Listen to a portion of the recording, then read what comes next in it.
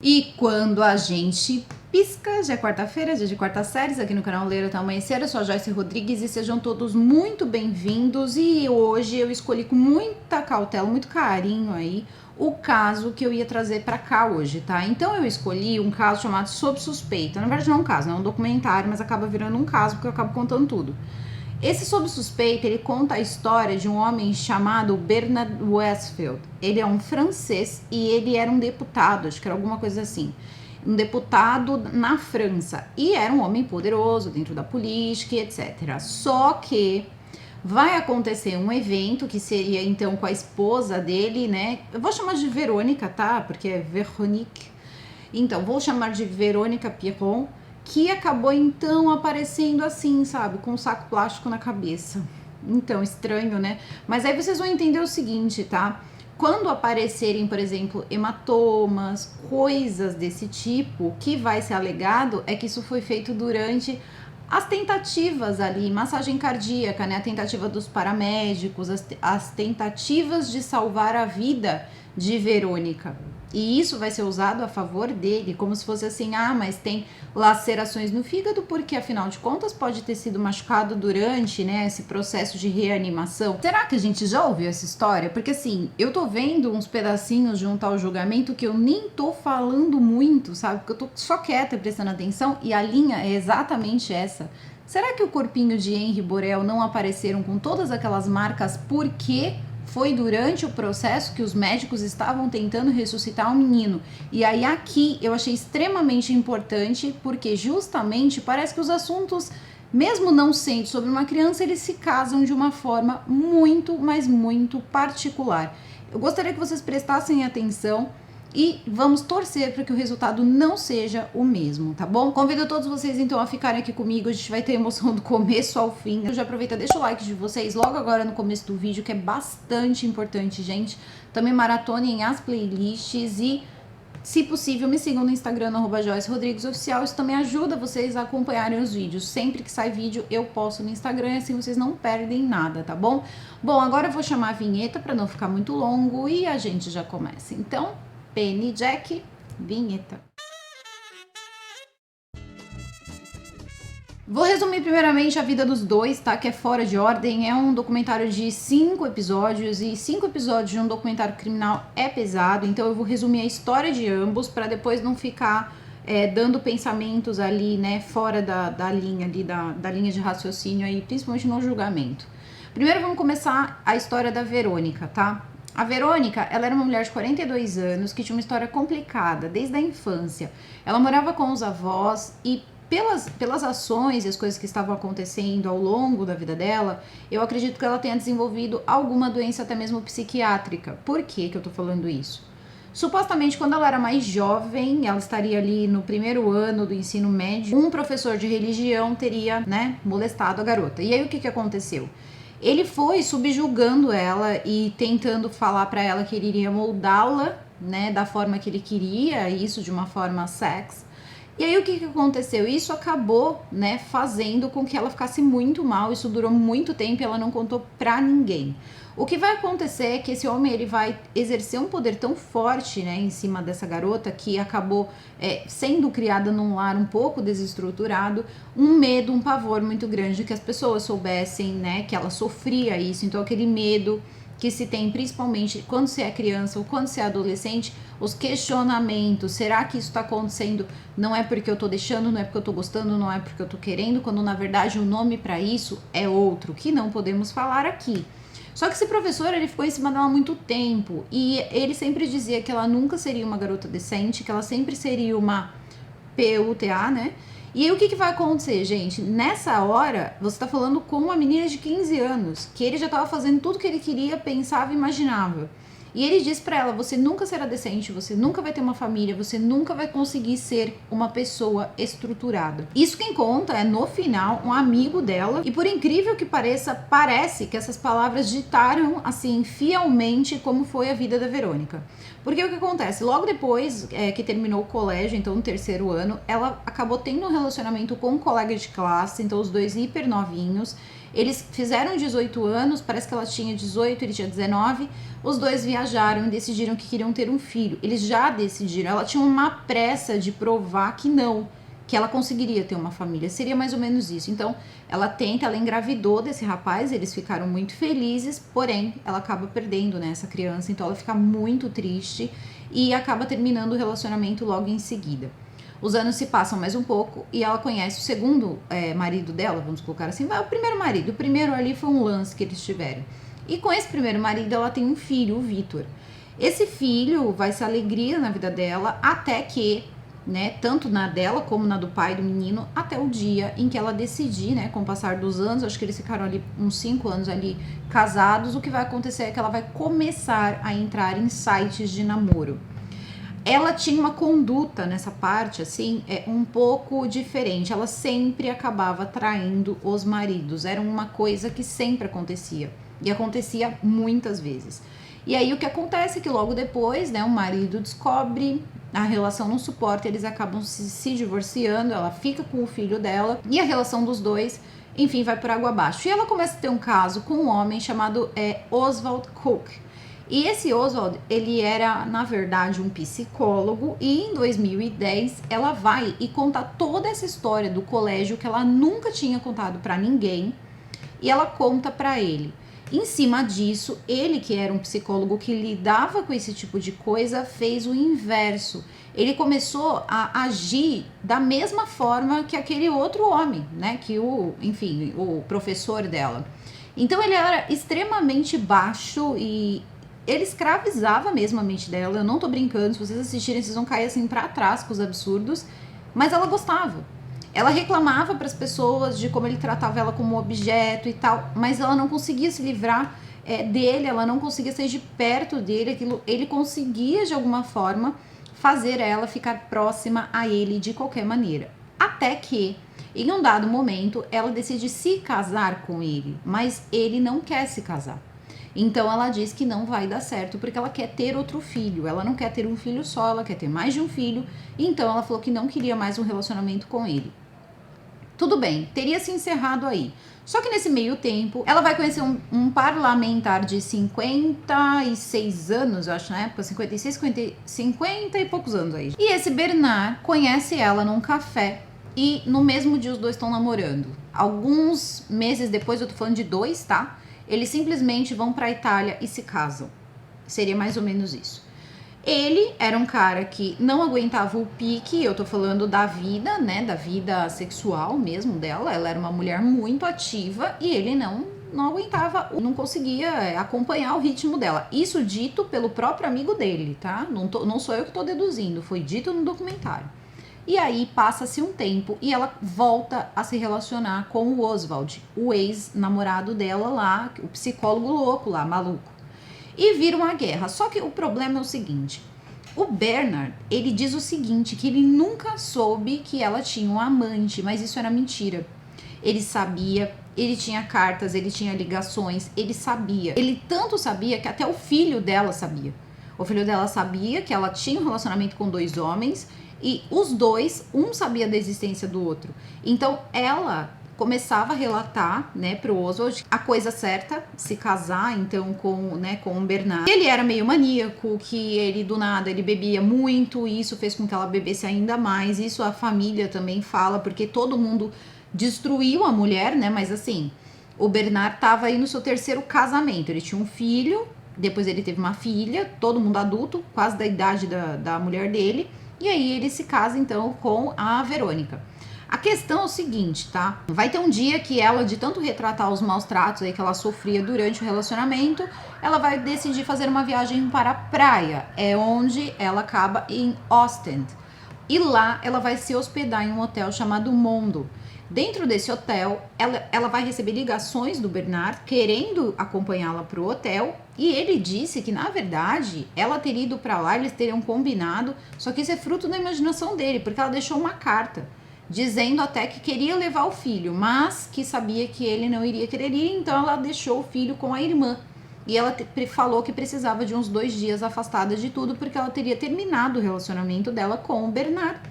Durante esse tempo, isso tudo com câmeras de segurança registrando o check-in, ela passando ali próxima à câmera de segurança, na entrada, na saída, tudo bem.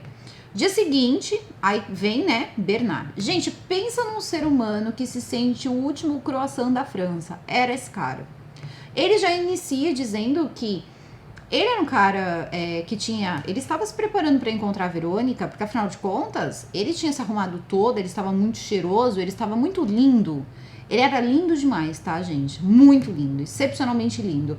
E aí, quando eles se encontraram, ela estava totalmente disposta, ela estava totalmente amorosa, apaixonada, sabe? E foi uma noite intensa. A questão é que, de fato, ele apareceu no hotel. E, de fato, existiu essa noite quente. Tanto que eles foram tomar café de manhã e os vizinhos de cima tinham escutado toda a farra da noite, que não tinha sido baixa.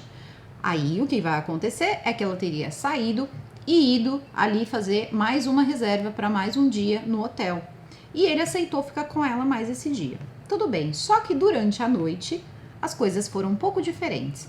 Durante esse dia, supostamente ali, ela teria dito para ele que ela teria parado de tomar pílula anticoncepcional porque ela queria dar um filho para ele teria ficado muito emocionado, os dois teriam, feito um amorzinho ali até por volta de meio-dia e pouco, quando o telefone toca e quem está do outro lado da linha é Oswald. Então parece que começa ali uma discussão, é pra você, não te quero mais, e ele mandando ela mandar mensagem pra ele dizendo pra ele esquecer ela, e foi aquele rebuliço todo. Depois os dois decidiram esquecer, ele disse que levou ela a um restaurante, do restaurante ela mal tinha terminado de comer, ela saiu, e ela sempre ingerindo um pouquinho de bebida alcoólica. E aí depois os dois se encontram por volta de 7h30, porque é o que mostra a câmera de segurança, não vê ele com esse papo aí de linha do tempo é o caramba, linha do tempo, tá lá o registro da câmera de segurança.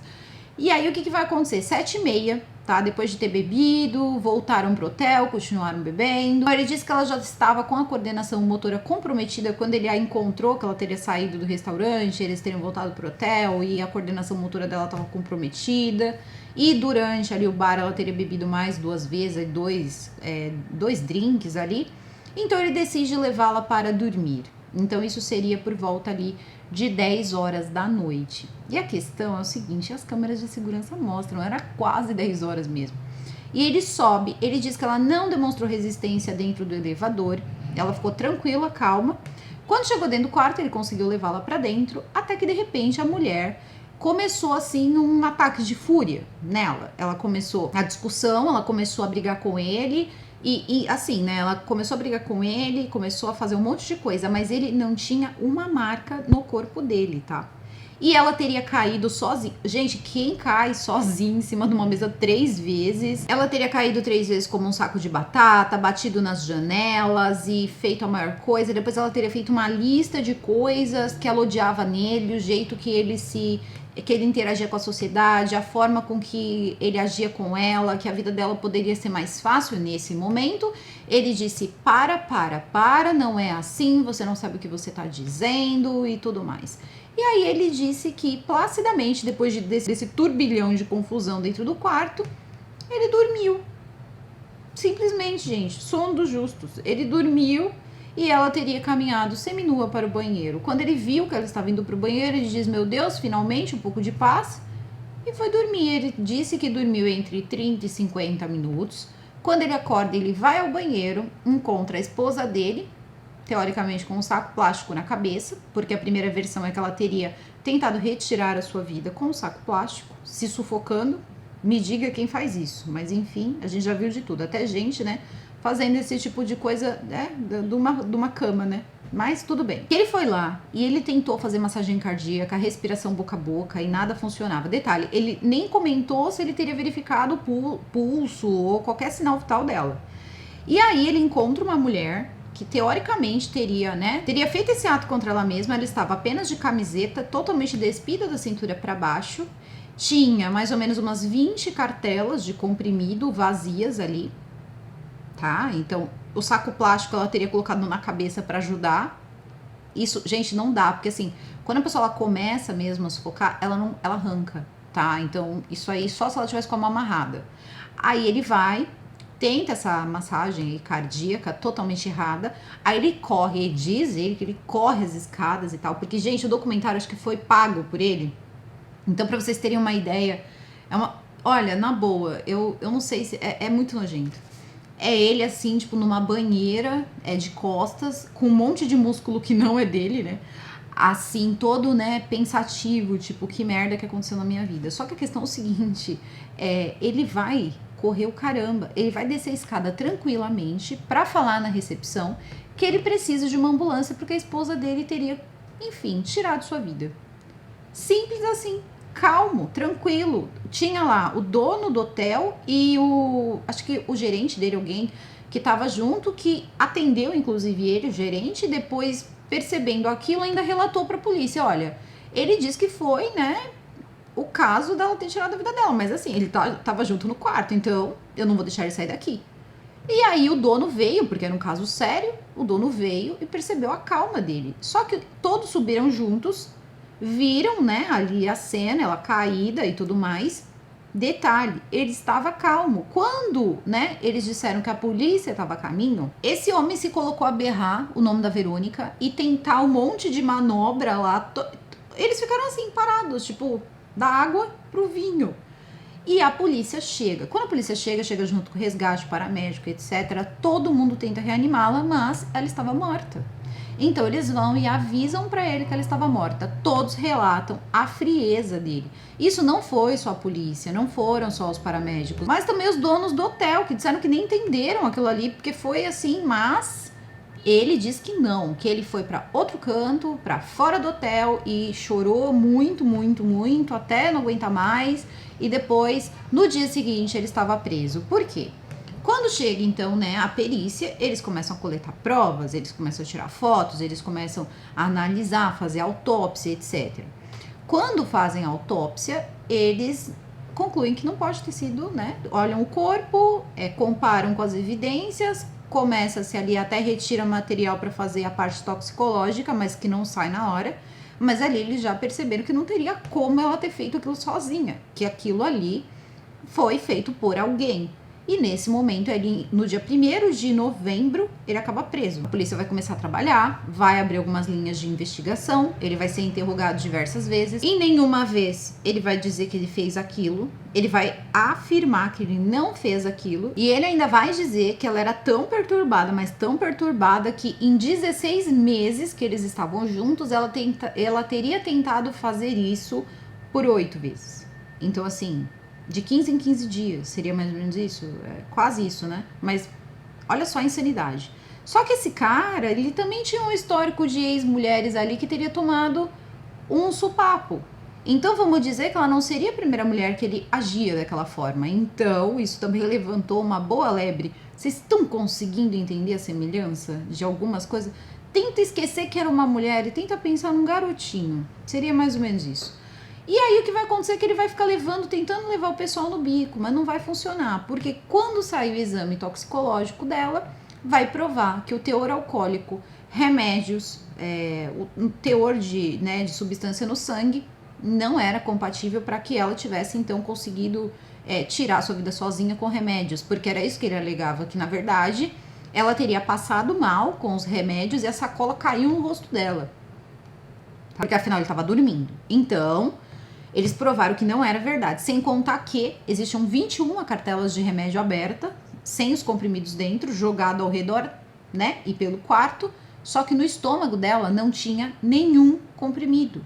E isso é uma coisa muito estranha. As fotos mostravam pedaços de sabe, quando a pessoa bate com o sapato, assim, na cama, que comprovava a briga que o casal de cima, do quarto de cima, ouviu e que teria relatado antes mesmo de saber que as fotos tinham capturado aquelas coisas, a zona que estava no quarto.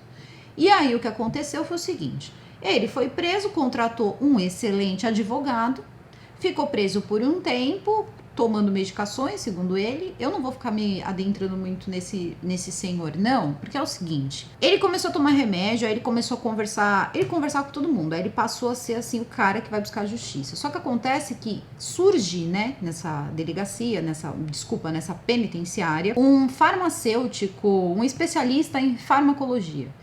E ele começa a perguntar para esse rapaz se não teria como, né, nessas horas que ele podia sair da cela, que era uma coisa insuportável para ele, se não teria como isso ter sido uma mistura fatal entre, né, dois componentes, que seria álcool e remédios. E esse homem diz para ele que até poderia, mas ele precisava ver o exame de sangue.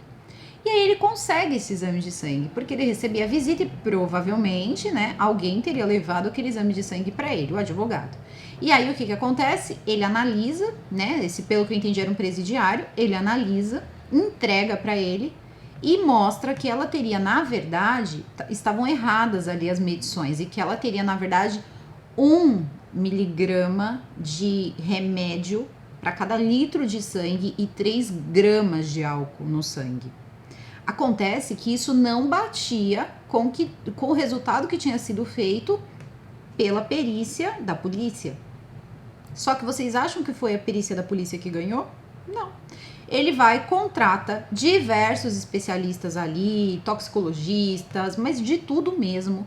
E aí um homem vai fazer um segundo exame, né, uma segunda análise, e vai dizer que as quantidades eram tão altas que os medidores que eles costumam usar não eram capazes de detectar. Então, ao invés de 1.000 miligramas, eles colocaram ali 1 miligramas, não 1.000 miligramas. Então, isso seria fatal. Segundo, né, o próprio legista, ele diz que aquilo era tão impossível, tanto remédio no corpo de uma pessoa, juntamente com 3 gramas de álcool, que ela não conseguiria ingerir toda aquela quantidade de remédios. Mas isso corroborava a tese dele, porque se alguém espalhou, foi ele, aquele monte de cartela de remédio que ela teria tomado, só que não estava no estômago. Então aí é um problema. Aí esse homem também disse o seguinte, que esses momentos que ela tinha de euforia e tal, é porque é a mistura, né? Isso aí todo mundo sabe, você mistura remédio, você mistura álcool, e aí você vai ter ali efeitos rebote, vai ter um momento que você pode ter ali até mesmo alucinações e, consequentemente, possivelmente morrer. Não é uma coisa impossível de acontecer. Mas ele disse que na quantidade que foi colocada ali e o tempo que ela fazia uso das medicações junto, né, concomitante com o álcool, era improvável que isso tivesse acontecido. E que também existiam ali alguns remédios que nem provocavam aquilo. Eram apenas remédios prescritos. Ela tomava 7 remédios. A questão é, eu achei que faltou nesse documentário, em muitos pontos, o diagnóstico do que ela tinha. Porque parecia um transtorno, não sei dizer se um transtorno bipolar ou alguma coisa assim, mas a própria família relata que ela era muito sensível, que ela tinha períodos, né, de letargia, períodos às vezes que ela ficava um pouco mais nervosa, às vezes ela estava muito sorridente, ela estava muito feliz, então parecia que ela tinha, né, o humor dela muito alterado, e eu não tô falando humor de extremos, extrema alegria para extrema depressão, porque isso não é, né, enfim, não é o caso aqui do que eu tô falando. Mas eles não mostraram, por exemplo, qual foi o médico que passou esses remédios para ela, qual era a prescrição que o médico deu para ela. Então, acho que são dados importantes, mas ninguém foi atrás. Pelo que eu entendi, não foi atrás. E isso já vai conseguir aumentar uma tese, vai ali, né, abranger mais coisas e vai, aos poucos, afastando a questão de você matou a Verônica ou você não matou a Verônica, mas sim como a Verônica morreu. Então ele foi muito esperto, mas muito esperto. Ele vai ficar nessa, e aí com volta de 6 meses ali que ele tinha terminado, que ele estava preso, né? E sozinho, ele acabou conhecendo uma mulher. O nome dela era Filomena, ele estava visitando uma pessoa na cadeia, e aí os dois se olharam, e ele pensou em tudo, e ela entrou como um anjo na vida dele, porque ele estava assim a um ponto que deplorável. E aí ele começou a namorar a Filomena. E ele é casado com Filomena até hoje, tá? Inclusive eles têm um bebezinho. A questão é que, inclusive, Filomena acho que é brasileira, porque tem uma hora, o documentário é todo em francês e legendado, e tem uma hora que ela diz assim, como se diria em português, e ela é uma moça assim com bastante traços brasileiros. Tudo bem, e aí, e claro, né, extremamente jovem, que ele, afinal de contas, é o galã da França, quem mais, né?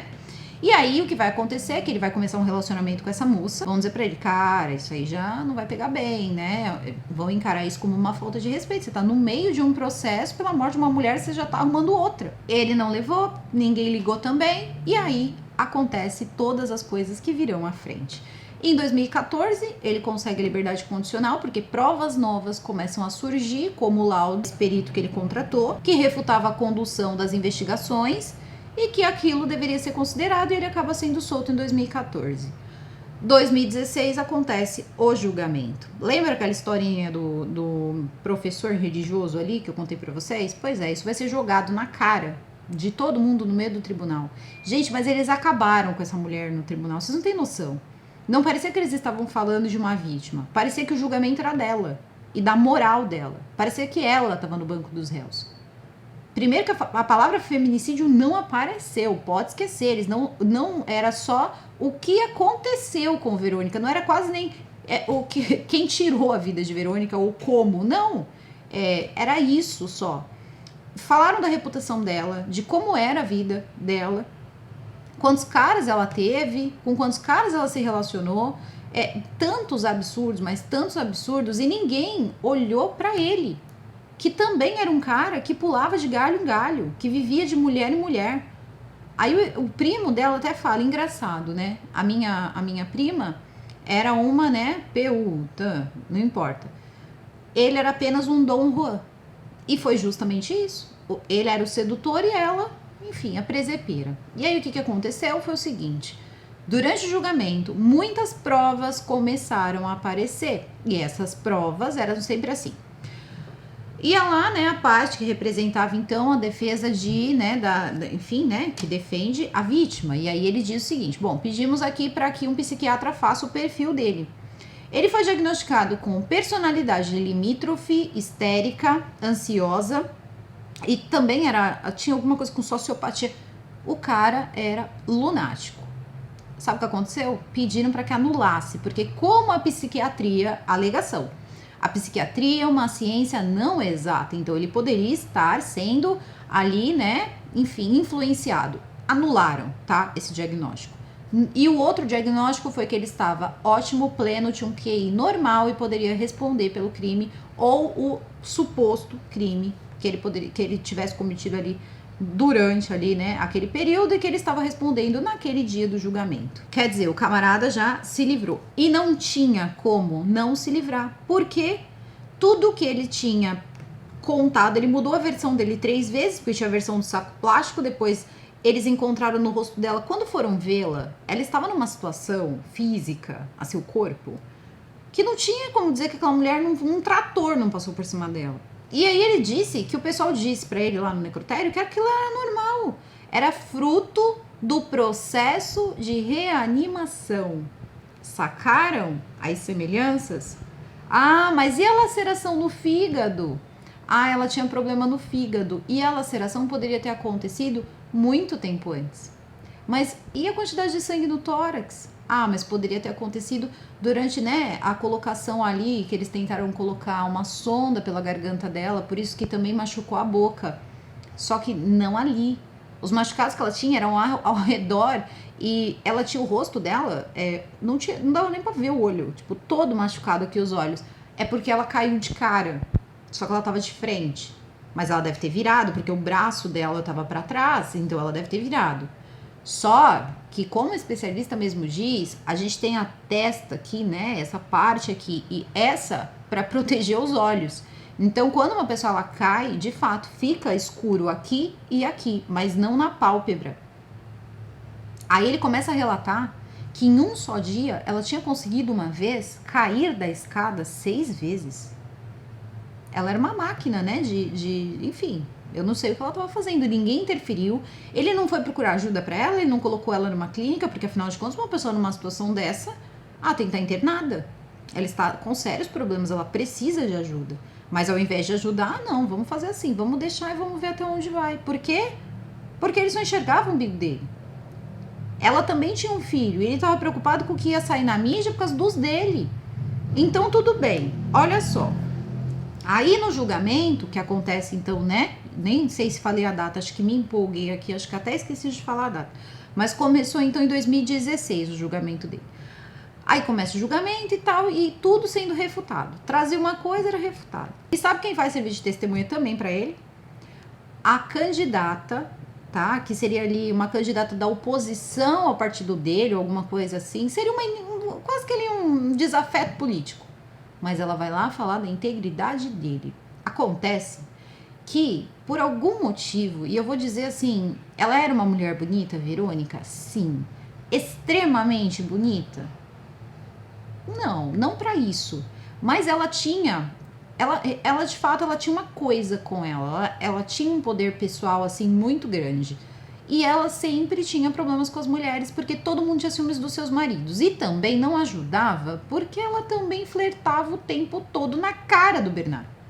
Então, todas as mulheres que foram lá prestar depoimento detonaram, entendeu? A Verônica. E aí não adiantou. As testemunhas, por exemplo, que ouviram tudo lá dentro do hotel, foram ouvidas e totalmente desacreditadas. Acharam que eles estavam aumentando as coisas. Aí perguntaram, porque ela teria feito arranhado a mão dele de uma forma assim, bem machucou muito mesmo. E teria, né, pele na unha. Então eles retiraram essa unha e mandaram para análise. Mas infelizmente ninguém sabe onde foi parar essa unha, gente. Extraviou a unha. E aí disseram também que não tinha como ele ter feito aquilo com ela dentro do banheiro, porque o saco plástico parece que se ela tivesse tentado, né, ou ele tentado sufocá-la com o saco plástico, teria tanto marcas, né, porque faz vapor quando a gente tenta respirar, e também batom. Só que acontece que eles levantaram antes uma hipótese de que ele teria feito isso antes e depois simulado ali uma cena para que parecesse que teria sido outra coisa. Só que acontece que ele começou a dizer que aquele saco plástico caiu no rosto dela, que teria sido o saco que veio os produtos de higiene quando eles fizeram o check-in. Acontece que o outro cara foi até o hotel e se hospedou no hotel, não falou nada, esperou, deram para ele ali um kit, né, de higiene do hotel. O tamanho do plástico era desse tamanho aqui. A gente tá falando de um saco plástico transparente. Igual aqueles de feirinhas de mercado, sabe? Que a gente pega as coisas ali. Era aquele saco. O saco deram como se fosse, era um lixo que tava ali, não precisa ser investigado. Aí começaram a dizer que a linha de investigação dos policiais estava errada, que aquela bagunça que tinha acontecido ali, na verdade, a foto da cama era outra. Gente, como pode ter duas fotos diferentes da mesma cama? Uma total zona, que provaria que ele poderia até ter feito alguma coisa com ela na cama mesmo, de tentar sufocá-la. E de repente a cama tá arrumada. Durante o julgamento surgem fotos. Bilhete, que ela teria escrito bilhetes ali, acabando com a raça dele ali e tal. Começa a surgir tudo que ele precisava para corroborar que ela teria, inclusive o laudo, né, que dizia da quantidade de remédio, álcool e tal, que apareceu e que o perito não concordava, o perito da polícia não concordava. E aí, claro, perguntaram para o perito, você acha, você como profissional, por 3 vezes, seria possível que ela tivesse acontecido alguma coisa com a vida dela, com essa mistura de remédios? Ele, como um médico, um perito, ele teve que dizer que sim, óbvio. Todo mundo sabe disso. Acho que, sei lá, qualquer um com mais de 10 anos sabe disso. Só que a questão é o seguinte, ele continuou dizendo, mas eu continuo defendendo a minha tese. E a tese dele era a quantidade e o tempo que ela utiliza o remédio, a quantidade que tinha no corpo dela com o álcool que tinha no corpo dela, não daria um resultado desse. A menos que ela tivesse algum outro problema. E aí, ele diz que também poderia ter acontecido daquele saco ter sido usado por ela, porque ela tinha uma asma severa. Olha só, cara, nó em pingo d'água. E que todo dia, quando ela ia dormir, ela usava bombinha. E naquele dia ela estava sem bombinha. Ela pode ter usado o saco, assim, né, para poder tentar controlar a respiração. Só que o outro perito, inclusive dele, disse que não tinha nenhuma marca, assim, de vapor para que ela tivesse respirado para controlar a respiração. Sabe o que eles fizeram? Descartaram essa parte. Descartaram a parte. Não se teve explicação para sacola, ninguém mais tocou no assunto. E aí, em algum momento no julgamento, ele começou a ficar extremamente calmo. Essa calma só foi abalada quando o Oswald decidiu que ele também queria ir lá como testemunha. Só que, gente, esse homem, ele era assim, eu não sei quem era pior. Sinceramente, ele era monstruoso, nojento. As coisas que ele escreveu eram nojentas, eu não vou falar aqui, obviamente, sabe? Porque ninguém merece ouvir. Mas olha, gente, eu fiquei extremamente assim triste pela Verônica, muito triste. Porque era uma pessoa que conseguiu minar qualquer chance de felicidade na vida dela, assim, ó, entre dois monstros, sabe? E eu sei que o comportamento dela pode para muitas pessoas parecer, mas ela achou o quê e tal. Só que assim, eram dois monstros mesmo. Eu tô falando sério. Gente, se vocês assistirem, você não dá nada pelo documentário. Ele vai contar do professor religioso e vai contar que ela contou pra ele em 2010, pra deixar bem claro que ele sabia e que ele podia manipular ela como queria. Até que o juiz bateu a mão, assim, deu um soco na mesa e disse, olha, respeitem a vítima. Porque todos, os dois, na verdade, os dois estavam fazendo o quê? Destruindo a Verônica. O resultado disso foi o quê? Ele foi absolvido. Foram 12 dias de julgamento e ele foi absolvido. A questão é o seguinte, tiveram algumas peculiaridades, como, por exemplo, em um determinado momento, o advogado, né, de defesa, no caso de acusação dele e que defendia, então, a Verônica, acho que pago ali pela própria família, ele teria se afastado. E eles disseram o seguinte, os promotores, né, então, cada um foi com uma linha. Como é que você é a promotoria, você chega lá, vocês têm uma mesma linha, né? É muito difícil cada um defender uma linha de... Um disse que ele teria feito com saco plástico, o outro com travesseiro. O saco plástico já tinha sido descartado, o travesseiro tinha pouquíssima saliva que pudesse comprovar isso. Resumindo, confundiu os jurados. E aí vem o advogado, e o advogado, ele olha para aquilo e fica sem entender. Ele fala, gente... Como isso? Duas versões, eles estão fazendo isso de propósito? Porque ficou extremamente estranho. Acontece que ele olhou aquela situação e ele já imaginava o que ia acontecer. Pois o advogado lá do Westfield ficou lá 5 horas falando e desmontando 4.000 páginas de processo. Óbvio, é o trabalho dele, né? Ele fez tudo aquilo e conseguiu confundir os jurados ao ponto de as perguntas como você acha que intencionalmente o senhor Bernard Westfield teria matado Verônica? É óbvio que não, né? Porque ninguém acha que ele saiu com a intenção de fazer isso, mas que no calor do momento pode ter acontecido. Mas ele não assumiu isso. Ele não assumiu e ele continuou ali. Só que aí as provas que ele precisava começaram a ser encontradas e a polícia saiu como incompetente, saiu como tudo. Quando é lida a sentença, ele está saindo, a família está destruída, os promotores, né, com aquela cara, e ele dá uma piscadinha que foi capturada por uma câmera que está, porque estava lotado de jornalista, e o jornalista conseguiu ali, conseguiu registrar um momento em que ele dá uma piscadinha para quem? Para o procurador que estava ali no julgamento. Então, isso levantou diversas questões, porque ele, para tentar se defender, disse que não foi pro procurador que ele piscou. Gente, é assim, tá na cara, não tinha para outra pessoa para piscar. Então, ele disse o quê? Que ele piscou pro câmera. Era uma forma de dizer que tava tudo bem. Um cara que nem ele piscaria para um câmera. Faz-me rir, né? Aí ficou lá, tanto que o procurador ficou sem graça. Gente, teve reação no negócio, sabe? Foi uma coisa assim muito louca. Ele saiu com aquela sensação triste, porque afinal de contas tudo tinha acabado, mas ele não tinha a Verônica de volta, que era a mulher que ele tanto amava. Lembrando, tá? Ele já estava num relacionamento de mais de ano, já tinha aí já os seus 2 anos, com a Filomena. E ele estava dizendo que ele estava muito triste por não ter a Verônica, não poder mais amar a Verônica. E que sentia muito porque sabia que o filho dela sentiria muita dor com aquilo tudo. Resultado disso, saiu impune, aconteceu nada, processou o governo, em 2020 ganhou uma indenização do governo pelo que aconteceu, ficou com a Filomena, teve um bebê, né? Tiveram ali mais um filhinho, o terceiro filhinho, o filho do recomeço, e saiu tudo bem para ele. O professor nunca recebeu nenhum tipo de penalidade, porque ele chegou a ser investigado, esse professor aí, mas não deu em nada.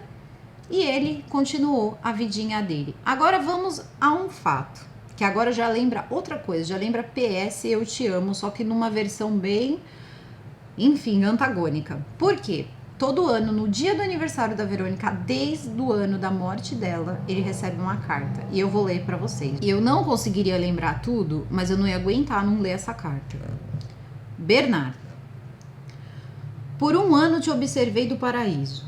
Você se superou de novo em termos de desgraça, mediocridade e fraude. Como sempre, sua imbecilidade foi enorme. E eu parabenizo, Bernard. Você é um porco. Você é nauseante. É bom estar longe de você. Ainda não estouramos o cisto, meu caro Bernard. Quem espera sempre alcança. Verônica, sua amada. Todo ano ele recebe essa carta. Obviamente não é da Verônica, mas é em nome, né? Com o nome da Verônica. A letra, não vi ninguém questionar. Não sei se ela deixou uma sessão de cartas assim. Mas todo ano ele recebe a mesma carta. E claro, né? Ele abre. Ele diz que quem escreve isso é o porco do Oswald, que teria aí o teor para escrever essas coisas absurdas que estão aqui nessa carta. Mas enfim, é ele e a consciência dele. E agora eu queria saber de vocês. Vocês acham o que sobre isso? O que vocês acham? Vocês acham que de fato... Porque assim, que ela tinha um caso com o cara, ela tinha mesmo, e ele sabia. E ele sabia mesmo, os amigos sabiam que ele sabia, o filho dela sabia que ele sabia, todo mundo sabia. A questão é o seguinte, o cara já na cadeia tava com outra mulher, o cara se achava, aí ele vai, tá com essa mulher, que ia largar ele de qualquer jeito, ela já tinha pedido divórcio, aí do nada ela se descontrola e aí acontece o que acontece. Gente, uma sacola plástica no rosto, calma aí, né? Peraí, tipo, caiu uma sacola plástica no rosto, ela pôs a sacola plástica no rosto, cadê a unha da mulher pra provar que eles brigaram? Porque ele disse que não teve briga, não teve agressão. Ela apenas fez assim pra segurá-lo e a unha provaria muita coisa, mas a unha desapareceu. A linha do tempo não estava certa. Gente, ele montou tudo para que a linha do tempo dele fosse correta. Sabe, são outras fotografias que surgiram de um quarto de hotel arrumado. Um quarto de hotel que aconteceu tudo isso nunca poderia estar arrumado.